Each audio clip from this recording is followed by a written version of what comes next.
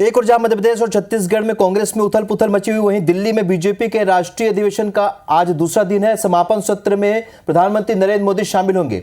BJP के अध्यक्ष JP Nadda यहां अधिवेशन की अध्यक्षता कर रहे हैं। तस्वीर हम आपको दिखा रहे हैं, ये लाइव तस्वीरें हैं इस वक्त दिल्ली से, जहां पर समापन सत्र में आज पीएम मोदी संबोधित करेंगे। जय जय श्री राम। प्राचीन पावन नगरी अयोध्या में प्रभु श्री राम की जन्मस्थली पर उनके भव्य दिव्य मंदिर का निर्माण देश के लिए एक ऐतिहासिक और गौरवशाली उपलब्धि है।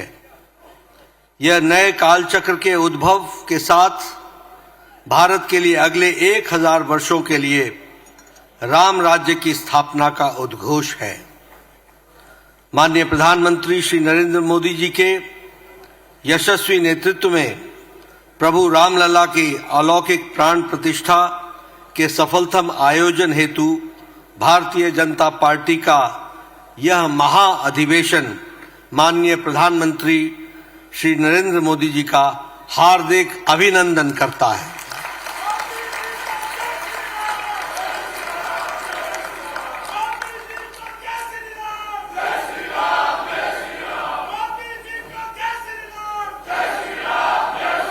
श्री रामलला के प्राण प्रतिष्ठा का समारोह राष्ट्र उत्सव के रूप में मनाया गया, जो एक नए युग की शुरुआत बनकर उभरा है और राम मंदिर भारत की दृष्टि का, भारत के दर्शन का, भारत के दिग्दर्शन का मंदिर बन गया है। श्री राम मंदिर सही अर्थों में राष्ट्र चेतना का मंदिर बन गया है। भक्ति के रंग में रंगा हर गांव हर के फैल चुकी है और जय श्री राम की वाणी मधुर ध्वनि हम सब के बीच में सुनने को मिलती है। प्रभु श्री राम के दिव्य प्राण प्रतिष्ठा को देखकर हर भारतीय आह्लादित है। इस संस्कृति प्रधान देश में प्रधानमंत्री नरेंद्र मोदी जी ने एक ऐतिहासिक क्षण को भव्यता प्रदान की और उत्सव का एक विराट वातावरण निर्मित कर दिया है। भारतीय जनता पार्टी का यह संकल्प था कि अयोध्या में भव्य राम मंदिर का निर्माण होना चाहिए। प्रभु श्री राम की कृपा से ऐतिहासिक मंदिर की भूमि पूजन और प्राण प्रतिष्ठा दोनों पवित्र कार्य का सौभाग्य माननीय प्रधानमंत्री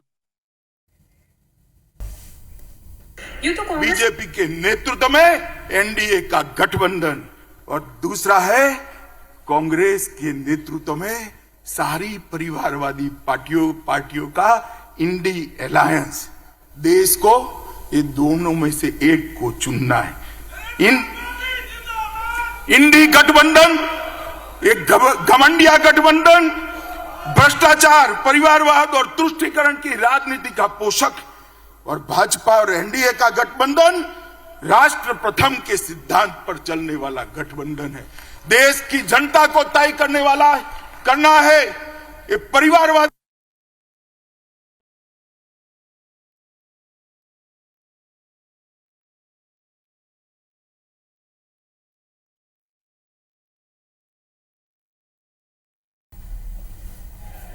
जब धारा 370 मोदी जी ने हटाई, राहुल गांधी का 370 के समर्थन में जो बयान था वो पाकिस्तान ने यूनाइटेड नेशन में कोट अनकोट कर शर्म करो कांग्रेसी।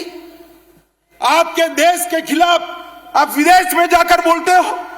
देश के प्रधानमंत्री देश की संसद, देश के लोकतंत्र की निंदा विदेश में जाकर करते हो, और धारा 370 जैसी महत्वपूर्ण चीज को आपने पाकिस्तान को यूएन में हथियार देकर देशद्रोह का एक उदाहरण सेट किया है मित्रों।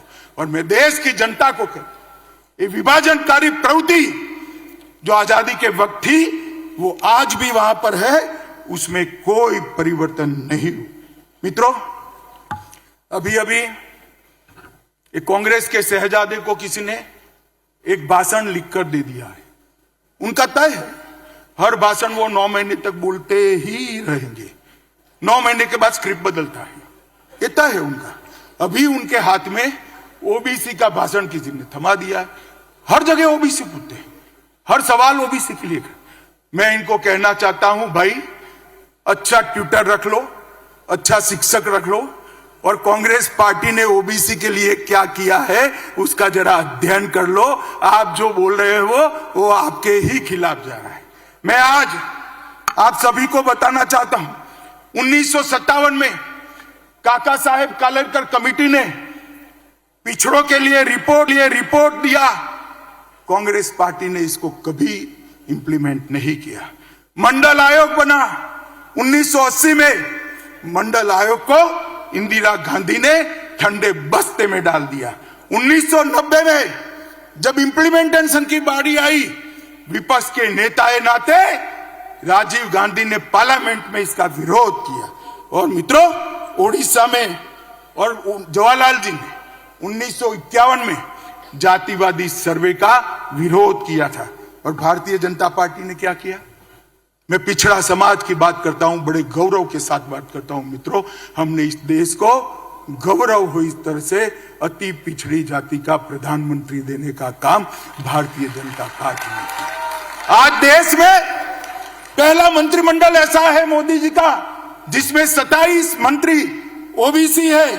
राज्यों को ओबीसी की सूची का संशोधन करने का अधिकार मोदी जी ने दिया। केंद्रीय विद्यालय, नवोदय विद्यालय, सैनिक स्कूल और मेडिकल इंजीनियरिंग के दाखिलों में 27% आरक्षण पहली बार नरेंद्र मोदी जी ने दिया। ओबीसी की छात्रवृत्ति में 33% की वृद्धि नरेंद्र मोदी जी ने की। आईआईटी में ओबीसी छात्रों की ट्यूशन फी को माफ करने का निर्णय देश के प्रधानमंत्री नरेंद्र मोदी ने किया। नीट की परीक्षा में ओबीसी बच्चों का पहली बार अगर आरक्षण हुआ तो नरेंद्र मोदी जी ने किया। पेट्रोल पंप और गैस की एजेंसियों में 27% पिछड़ा वर्ग को आरक्षण देने का काम नरेंद्र मोदी जी ने किया। और ये जितनी भी गरीब कल्याण की स्कीमें बनी है उस सब में सबसे बड़ा बेनिफिशियरी अगर कोई है तो दलित, पिछड़ा और ओबीसी भाई है।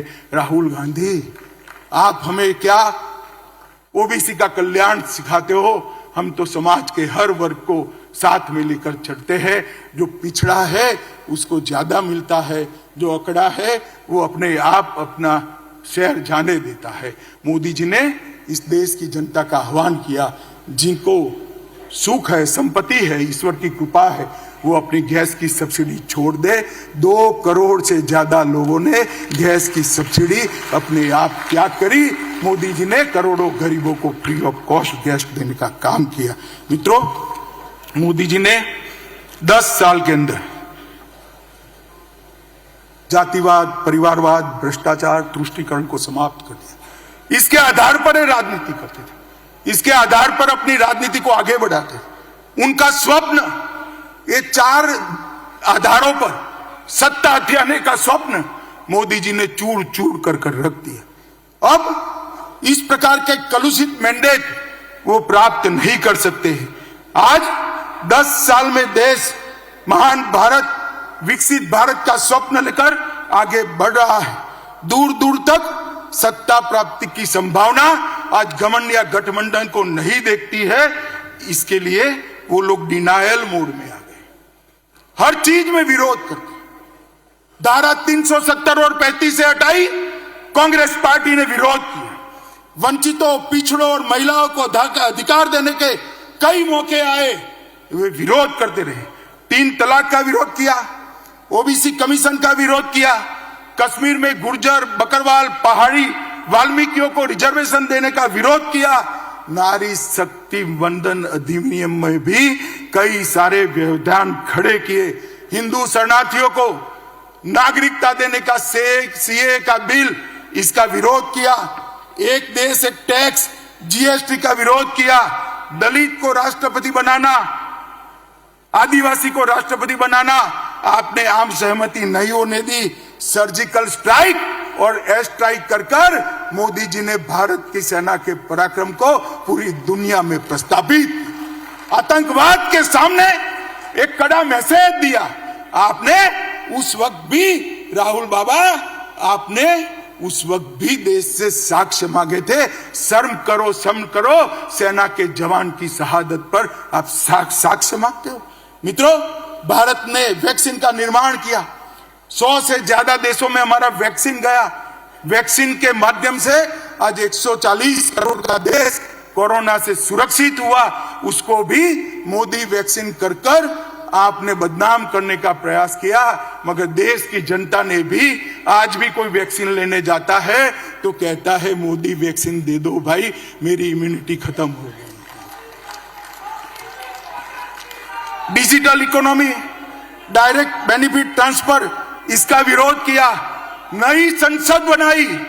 इतनी भव्य संसद देखकर आज पूरी देश की जनता पुलकित है, गौरवान्वित है। इसका भी आपने विरोध किया। कर्तव्य पथ बना, आपको राजपथ नाम अच्छा लगता था, कर्तव्य पथ का भी विरोध किया। भारत मंडपम में कोर्ट से उसको रोकने का प्रयास किया। यशोभूमि को भी रोकने का प्रयास किया। डाटा प्रोटेक्शन का विजनरी बिल, इसका भी विरोध किया। और अंत में रामलला की प्राण प्रतिष्ठा का भी आपने विरोध किया। मित्रों, एक कांग्रेस डिनायल मोड में आ चुकी है।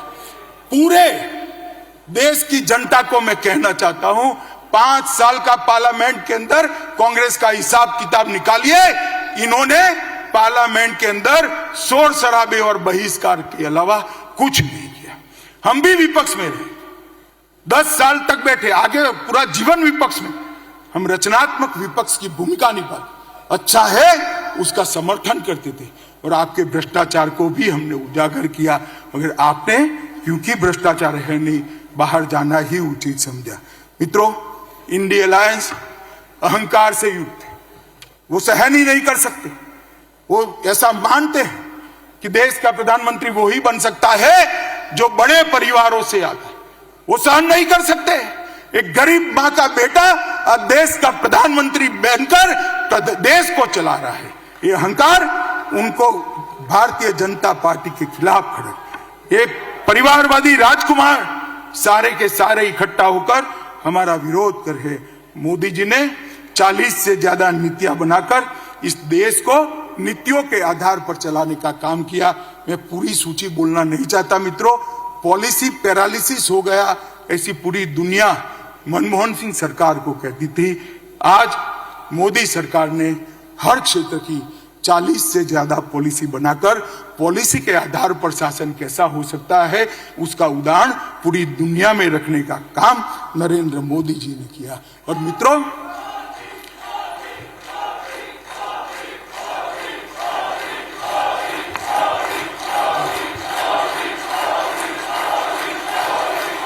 भारत माता की। मित्रों, मैं और आप हमारे नेता के वखान करें, पत्रकार भी कहेंगे, एक घमंडिया गठबंधन भी करेगा, आपको ऐसा ही करोगे। मगर मैं आज देश की जनता का भी धन्यवाद करना चाहता हूं। आपने बार बार भारतीय जनता पार्टी को आशीर्वाद देकर, मोदी जी को आशीर्वाद देकर अपना समर्थन जताया है। आज देश के 70 राज्यों में, 17 स्टेट्स में एनडीए की सरकार है। 58% हिस्से पर, जिसमें 57% आबादी है, वहां एनडीए का रूल है। गुजरात में हम लगातार 6 चुनाव जीते। मध्य प्रदेश में 21 सालों से शासन में है। गोवा में 3 बार जीते। उत्तर प्रदेश में 2 बार जीते। उत्तराखंड में 2 बार जीते। हरियाणा में 2 बार जीते। अरुणाचल में 2 बार जीते। आसाम में 2 बार जीते। त्रिपुरा में 2 बार जीते। मणिपुर में 2 बार जीते। और छत्तीसगढ़ और राजस्थान में भी 3-3 टर्म तक मैंडेट मिला था। और फिर से चौथा मैंडेट छत्तीसगढ़ और राजस्थान की जनता ने दिया है। बिहार, महाराष्ट्र, मेघालय, नागालैंड और सिक्किम, वहां एनडीए को बार बार आशीर्वाद मिला। मित्रों, ये जनादेश जो है वो मैं मानता हूं मोदी जी का परिश्रम, मोदी जी की नीतियां, मोदी जी के परफॉर्मेंस पर 140 करोड़ की जनता का ठप्पा है जो इंडिया अलायंस को नहीं दिखाई। भाई और बहनों, मैं अंत में इतना कहना चाहता हूं। अभी अभी इंडिया अलायंस वाले के जो नेता है कांग्रेस पार्टी, एक भारत जोड़ो यात्रा लेकर, तोड़ना तो निवेदन तो आपके भारत तोड़ने के हैं, भारत जोड़ो यात्रा लेकर निकले।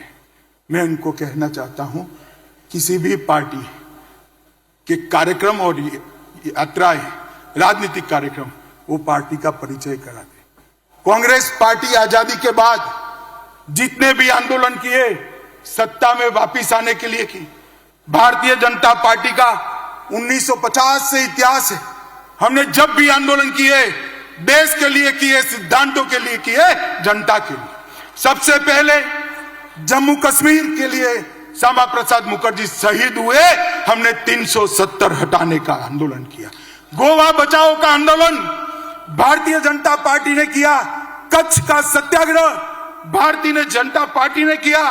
गौ हत्या पर प्रतिबंध लगाने का आंदोलन जनसंघ ने किया। आपातकाल के विरोध में हम लड़े। असम में घुसपैठियों के खिलाफ हमने पूरे देश को मोबिलाइज किया। राम जन्मभूमि का आंदोलन भी केवल और केवल भारतीय जनता पार्टी ने किया। भ्रष्टाचार के खिलाफ अडवाणी जी के नेतृत्व में हमने आवाज उठाई। तेलंगाना आंदोलन भी भारतीय जनता पार्टी ने किया और सबरीमाला का आंदोलन भी भारतीय जनता पार्टी ने किया। हमारी पार्टी ने कभी भी सत्ता प्राप्त करने के लिए आंदोलन नहीं किए हैं, जनता के परेशानियों के लिए किए, सिद्धांतों के लिए किए और देश को सुरक्षित। अब हम सब ने देश की जनता के सामने जाना है। देश की जनता को स्पष्ट बताना पड़ेगा। एक और ये परिवारवादी पार्टियां हैं और दूसरी ओर एक गरीब मां का बेटा इस देश का प्रधानमंत्री बना है। आप किसको पसंद करें? एक और 60 साल से भ्रष्टाचार की गंगा जिस पार्टी से बहती है वो कांग्रेस पार्टी है और दूसरी ओर 23 साल से शासन में होने के बावजूद भी कपड़े पर एक भी दाग नहीं लगा। ऐसे अंधेरे